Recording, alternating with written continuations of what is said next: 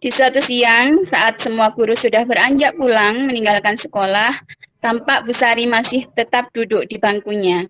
Wajahnya terlihat murung tidak seperti biasa.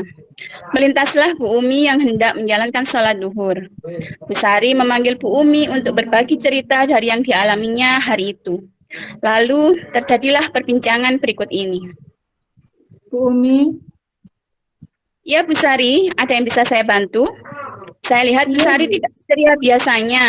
Bolehkah Bu Sari menceritakan apa yang sedang Bu Sari alami? Iya Bu Umi, baru saja saya mendapatkan teguran dari kepala sekolah. Oh itu, jadi baru saja Bu Sari ditegur oleh kepala sekolah. Kalau boleh tahu, ditegur perihal apa ya Bu Sari? Tadi pagi ada pengawas yang melakukan supervisi kepada saya. Pengawas sepertinya keberatan ketika saya mengajar tanpa buku teks. Lalu beliau mengingatkan saya, ya saya sampaikan bahwa saya tetap mengacu pada kurikulum meskipun tidak menggunakan buku teks. Sepertinya beliau tersinggung, kemudian melaporkan kepada kepala sekolah. Gitu. Saya yakin Bu Sari pasti punya alasan untuk melakukan itu. Lalu, bagaimana kondisi Bu Sari sekarang? Saya merasa kecewa karena apa yang saya lakukan dianggap salah. Padahal saya percaya bahwa apa yang saya lakukan itu sudah benar. Lalu, Bu Sari ingin merencanakan apa dari perbincangan ini? Saya ingin menyampaikan kepada sekolah bahwa sumber belajar tidak hanya buku teks. Ada banyak sumber belajar yang bisa dimanfaatkan oleh murid. Betul Bu, saya juga setuju dengan Bu Sari. Memang sumber belajar itu kan tidak hanya buku teks, tetapi kekuatan apa yang bisa mendukung Bu Sari untuk menyampaikan argumentasi itu kepada kepala sekolah? Saya akan menunjukkan sejumlah referensi mengenai sumber belajar kepada kepala sekolah, Bu Umi. Selain menunjukkan referensi, apa Bu Sari mempunyai kemungkinan lain yang bisa dilakukan untuk meyakinkan kepala sekolah? Saya akan minta tolong kepada Wakasih Kurikulum untuk memperkuat pendapat saya dalam meyakinkan kepala sekolah, begitu Bu Umi. Menurut Bu Sari nih, apa indikator bahwa rencana Bu Sari itu akan berhasil? Saya berharap kepala sekolah tidak lagi menganggap saya atau guru lain mungkin yang menggunakan sumber-sumber belajar selain buku teks itu adalah sebuah kesalahan. Harapan yang sangat bagus itu Bu Sari. Tapi bagaimana Bu Sari mengantisipasi jika ternyata kepala sekolah masih bersikukuh dengan pendapatnya? Ya, nanti saya akan bawa beberapa contoh RPP teman-teman lain yang expert yang mencantumkan sumber belajar lain selain buku teks. Dari beberapa kemungkinan yang sudah Bu Sari sampaikan tadi, manakah yang menurut Bu Sari dapat mencapai tujuan yang diinginkan oleh Bu Sari? Menurut saya, paling memungkinkan dan bisa diterima oleh kepala sekolah adalah menghadirkan sejumlah referensi dari pakar pembelajaran yang menyatakan bahwa sumber belajar tidak hanya buku teks saja. Nah, itu Bu Sari sudah dapat solusinya. Menurut Bu Sari, apa tindak lanjut dari perbincangan kita ini tadi? Ya, saya akan menemui kepala sekolah lagi untuk menjelaskan dan menyampaikan apa yang sudah saya rencanakan tadi, Bu Umi.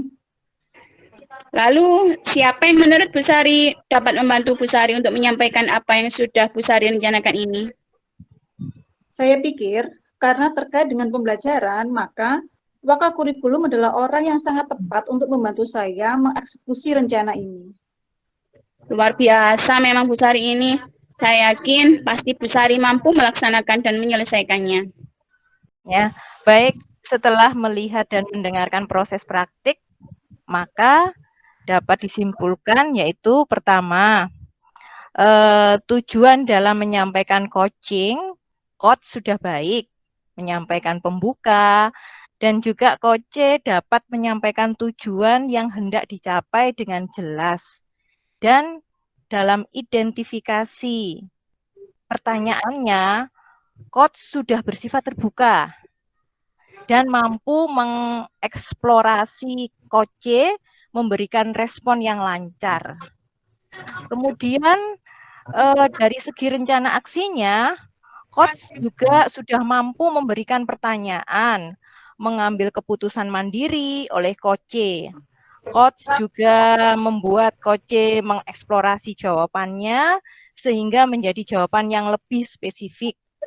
Kemudian dalam bentuk tanggung jawabnya, coach sudah mengarahkan coach untuk membangun komitmen.